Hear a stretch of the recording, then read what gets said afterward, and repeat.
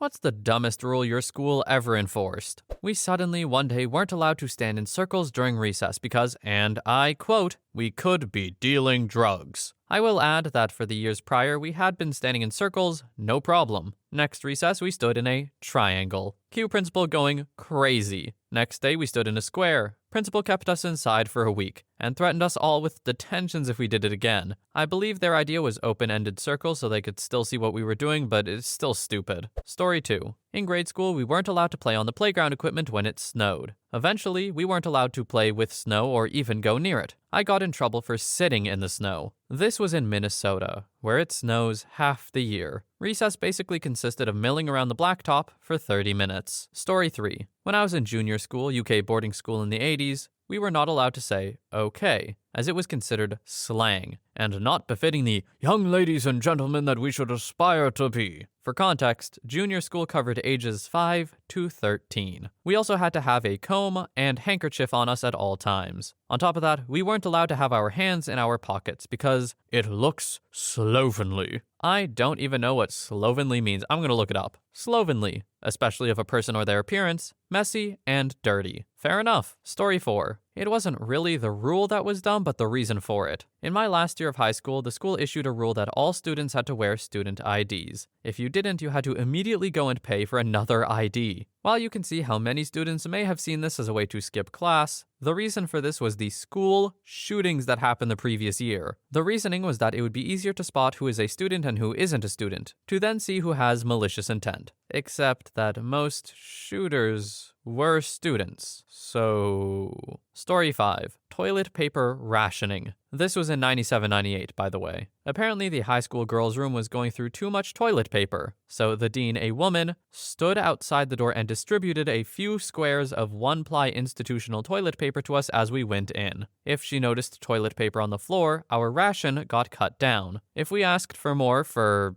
bigger jobs, we were told to save it for home. There were several episodes of girls stuck in stalls until friends could beg for more TP because of period messes or unexpected bowel incidents. The dean wouldn't even hand it over. She would go in the bathroom and pass it a few squares at a time over the door. If you didn't catch it as it fell and it landed on the floor, well, that's your fault, and you're not getting any more. If you used more than she thought necessary, tough luck. Go to class with blood or crap on your body. It took about a week of extremely angry parents coming to the school and calling both the school and the school board, but we finally got our toilet paper back, unlimited. How did we celebrate? Oh, by TPing her car, of course. This dean absolutely got what she deserved. What kind of rule is that? Who are you helping? Surely they could not have been going through that much toilet paper. There were really no other places where you could, cut the budget at your school? It had to be the toilet paper? Yeah, right. This is borderline just cruelty. In fact, it might be a human rights violation. I don't know. Story 6. Rule. No duct tape on clothing. Reason. Some girls thought they could get past the no ripped jeans rule by covering the tears with duct tape. It became a fad and everyone started doing it, so it got banned. A kid in my AP literature class found a loophole and made an entire outfit out of red and black duct tape. I mean shorts, a t-shirt, and a jacket and shoes. When the school tried to suspend him, they couldn't. The rule was no duct tape on shoes. It said nothing about clothes made out of duct tape. He won the argument and even wore the outfit a few more times to say screw you to the school and principals. Story 7. No leaving the dorm unless it's for a fire alarm. I went to boarding school from the age of 7. That rule meant we couldn't get out of our dormitory to have a wee in the night. We had a plastic tub one of the girls brought in and went in that. Then we had to smuggle the tub to the bathroom in the morning without the matron seeing. Stupid bloody rule. Edit.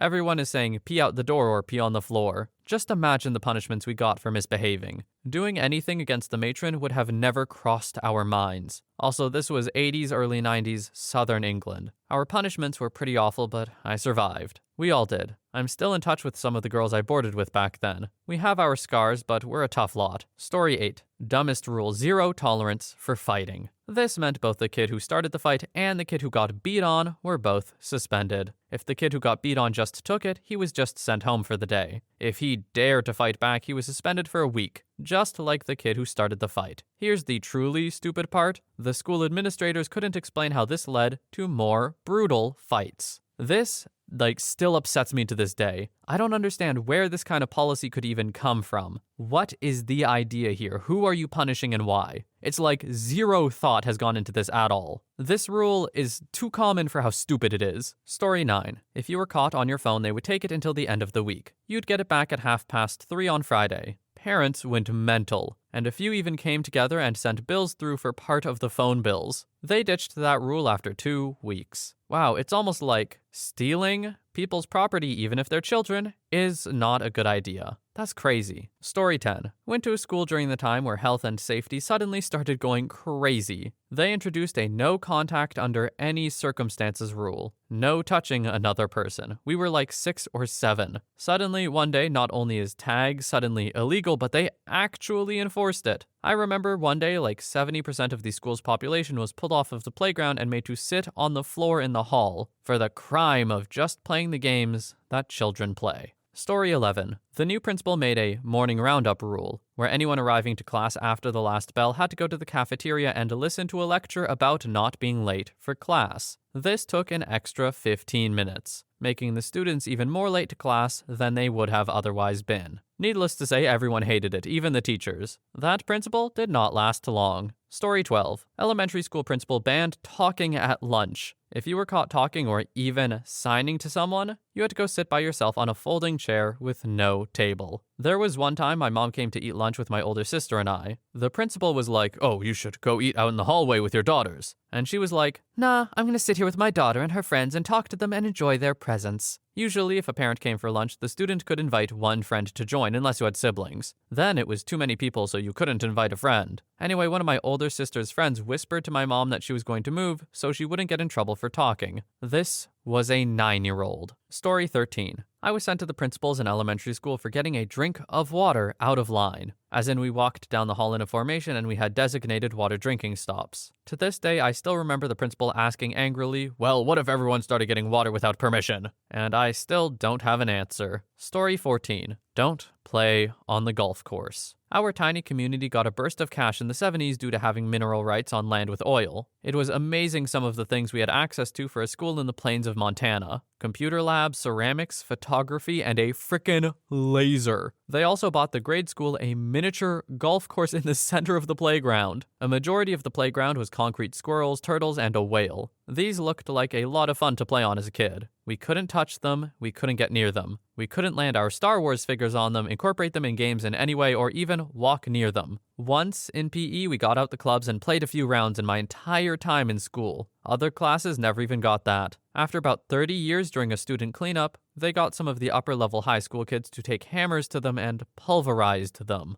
Don't let your underwear show. This was directed at the girls when Madonna was in fashion. One school official went to war on visible bra straps. While no girls even attempted copying Madonna, this official was making a preemptive attack. She made announcements and would bust girls in the halls. About this time, the varsity boys basketball team got new uniforms. Rather than spend money on the other teams, their old uniforms were given to the junior varsity girls team. Jerseys with huge arm and neck holes made for 17-year-old boys, and they were now being worn by 15-year-old girls. Girls that were as active as possible and in public. If they posed for a picture, you could almost not see their bras. While playing, the front of the jerseys flopped from side to side. At least one cup would be visible at any time. Suddenly, girls' basketball got a lot more popular. Story 15. No ripped jeans. They enforced it to the point that when I fell in school, scraped my knee and ended up needing stitches, obviously ripping my jeans in the progress, they still dragged me to the office to suspend me for the day because my jeans were ripped. I was left there stitched up, blood drying on my jeans, as the vice principal yelled at me that my outfit was inappropriate. Add-on. I went to a private school outside of the US. We had a doctor on call, so he stitched me up at school, notified my parents, and gave the okay on me going back to class. The VP didn't notify my parents I was getting suspended for the day until after I went home and told them myself. These zero-tolerance rules about anything are just so stupid. Completely ignoring nuances must be great for a child's development in any way. I swear, sometimes schools where people are supposed to learn to be smart are some of the dumbest places. Story 16. My school was in a poor area of Rio de Janeiro, Brazil. Not a lot of schools here have money for anything. Because of a huge donation of books at the time I was in school, my school got an absurd number of books, including expensive ones. There were a few dumb rules, but the dumbest of them all, we basically couldn't touch the books in the library without permission. It might sound reasonable at first, but check this out. The library was huge, and there were lots of books, including contemporary classics, nonfiction like The Last Problem, English literature like Infinite Jest, How to Kill a Mockingbird, and whatnot. Dude, there was so much there. That place was probably the most valuable place in the entire school. I mean, it was awesome. There were enough books there for each student to lend about 100 every day. Here's the problem. The library went all but untouched for the entirety of my time there. Why? The amount of work it took to read one of those books was ridiculous, and pretty much made sure not a single student bothered to try. First, you couldn't take any of the books home, period. Forget the fact that they had your address and all your parents' info. In the case that someone took it and didn't return it, they could really just get it back. It had happened before, at least once before the rule was made. Second, you couldn't leave the library with them, no matter what. Third, if you wanted to read the book, you would have to do it in the library at lunch break, which was about 45 minutes. So unless you weren't hungry ever, you had only a few minutes to go to the library. It was only open for a few hours around the break and not at all at any other time. So unless you stayed there for hours until the break for the afternoon classes, you just wouldn't have another chance. Those hours around the break could be used for you to be tutored by a teacher, which almost never happened. Fourth, once you went through all that, you could only read the book under the observation of the people that volunteer to work in the library for credit, which was never more than 2 or 3 people, and sometimes no one. Which means that if you got there and there were already 3 people there, forget it. Unless you were willing to read it standing up close to where the book was kept, and even then they would check on you every minute or so. Fifth, you couldn't get inside the library with a backpack, with food, in groups, speaking without the appropriate uniform. You couldn't get in with the gym uniform either, for instance, with other books, earrings, necklaces, or anything that could make noise while you were walking. Some of that is reasonable, but the issue was that one simple mistake would get you banned. Sixth, any banishment from it was permanent. I complained about it once in the second year and was never allowed inside again. I even tried to get some teachers to help me, but it didn't work. Seventh, and probably the dumbest, only the students that had a certain amount of high grades could get any books at all. If you got something like 4 out of 10 on your last biology exam, you couldn't even get inside of the library. The standard was so insane, only 6 other students and I in my classroom had good enough grades to get books. In all my time there, the library was basically deserted for the majority of it. I tried to go there many times, but it was too much work. Out of all of the books, I only managed to read 2 Brazilian ones, which I remember to this day in detail. There were times where I legit thought about straight up ditching class to read some of them. I tried to get more like The Last Problem, Kafka's Metamorphosis, Ulysses, which I didn't know I wouldn't have been able to do, but I was curious. A Brief Story of Time, Wuthering Heights, etc. But the amount of work it took was just so much that it was almost impossible to be able to read more than 1 or 2 books a year. And even that took dedication. Basically, I had to sacrifice part of my lunchtime. The rumor was that the principals, we had more than one, basically saw us as savages, who would destroy the books if we were allowed to touch them. And even though they had no reason to believe so, the library worked well without those restrictions for a year before I had gotten there, with only minimal incidents, and even those didn't result in the books getting destroyed. Having a huge wealth of knowledge like a library and not letting people use it properly is a huge crime. Let alone the fact it's an institution for learning, it's just a library. What are you doing, just flexing your collection? No, these books are meant to be read. They were donated to be read. Gatekeeping books is probably the stupidest thing I ever heard of, too.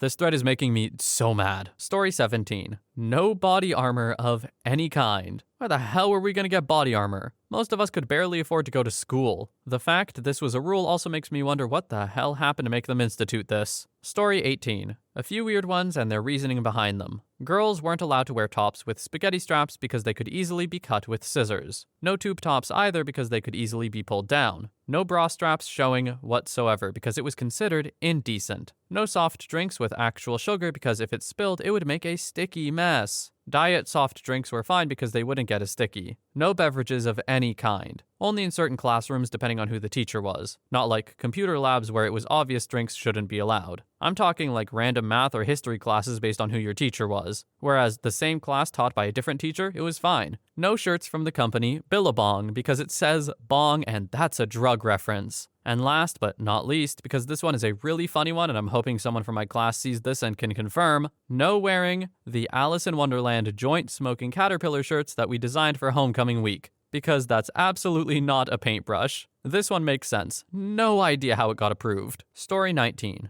My high school had the same rules for girls' clothing. I remember once my bra strap kept falling down and my teacher handed me a bunch of safety pins and told me to fix it or I would get detention. I went to the bathroom and slipped that strap into my bra instead of putting holes in my clothes. I then got in trouble because the teacher thought I was going braless, and in his opinion, that was worse. I had to show him my other bra strap, which I then told my counselor about because I felt that me having to prove I was wearing a bra was inappropriate. He literally told me in front of the class to prove I was wearing a bra. Not sure if he got in trouble, but he never made a comment about anyone's clothing again. The adults who police this kind of stuff, they're weirdos. I gotta say it. Unless it's egregious, but like a bra strap showing, oh no! Women's undergarments, we can't have that, dude! Shut up. Story 20. Girls must have a male escort them to prom as their date. If your date bails, you can't enter. We were an all-girls school. Many of us had zero guy friends. Finding dates was hard. I remember one year a girl's boyfriend dumped her when everyone was starting to show up for photos. She showed up at the venue, mascara running, begging the principal to let her in. Principal said no. One of the senior homeroom teachers ended up calling her nephew and said, I need you to put on your suit and get here ASAP. He showed up with flowers and everything, so it was salvageable, but totally avoidable. The worst part? It wasn't always a rule, until one year a group of girls went as friends and kept stealing other people's dates. Way to punish everyone forever because of one group of girls. So let me get this straight. The dates getting stolen was the girls' faults? Because the guys just had no say of it whatsoever. They're like, oh, I am weak to women. Sure, dude, whatever. The whole must have a guy to go to prom thing in an all-girls school, though,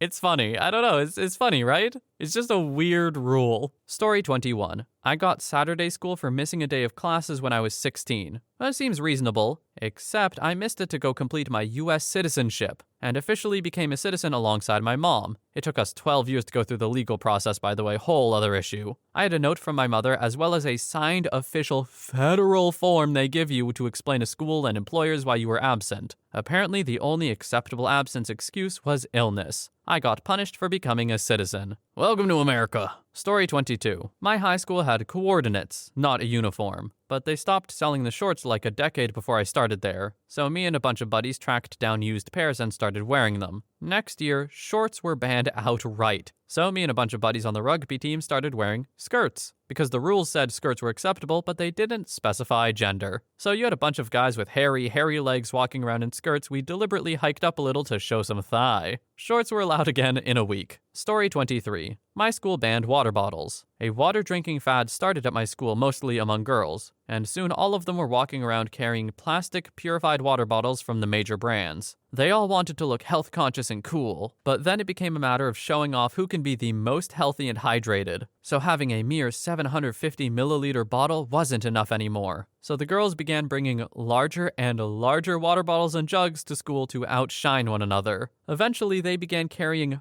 5-liter plastic jugs with them all over school grounds. It looked silly. Eventually, the guys jumped on board the fad and brought even larger water containers to school. One guy brought a baggage trolley to school on which he transported a 20-liter industrial water dispenser bottle. At this point, the principal had had enough. It was a posh, image-conscious school with fancy uniforms, and he didn't like seeing the students all lugging around big plastic jugs of water looking like homeless people. So he banned any and all water bottles from school, and told the students to drink water from the bathroom taps and other drinking fountains. This is dumb because drinking water regularly is healthy. He could have simply banned all bottles over 750 milliliters and could have simply told us to keep the bottles hidden away, or just out of sight when walking around between classes. Surely the principal had to have thought about what he was saying, right? He had to have at some point been like, banning water bottles. Something about this feels wrong. Ah well, I'm sure it's nothing. That being said, I truly just don't understand what goes on in the heads of people who are like image conscious about schools and stuff. So there's a disconnect there too. I can't fully empathize or sympathize with him. I just don't get it. Anyway, this video was incredibly infuriating, but I do hope you enjoyed. I also hope that you have a wonderful day or night wherever you are, and I'll see you in the next one.